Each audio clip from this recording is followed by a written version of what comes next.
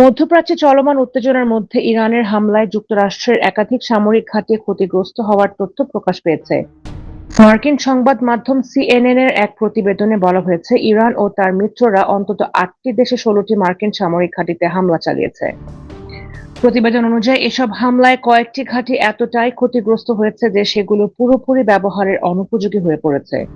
ডজনখানেক satellite চিত্র বিশ্লেষণ করে এ তথ্য তুলে ধরা হয়েছে। জানা গেছে, ইরানের হামলার প্রধান লক্ষ্য ছিল উন্নত র্যাডার ব্যবস্থা, যোগাযোগ অবকাঠামো এবং যুদ্ধবিমান, যেগুলো অত্যন্ত ব্যয়বহুল এবং দ্রুত প্রতিস্থাপন করা কঠিন। এদিকে ক্ষয়ক্ষতির পরিমাণ নিয়ে ভিন্ন ভিন্ন তথ্য পাওয়া যাচ্ছে। পেন্টাগনের এক কর্মকর্তার তথ্যমতে এই সংঘাতে এখন পর্যন্ত যুক্তরাষ্ট্রের ব্যয় হয়েছে প্রায় $২,৫০০ কোটি। তবে অন্য সূত্রগুলো বলছে প্রকৃত ব্যয় $৪ থেকে $৫,০০০ কোটি মধ্যে হতে পারে। বর্তমানে সাময়িক যুদ্ধবিরতি চললেও স্থায়ী সমাধান এখনো অনিশ্চিত।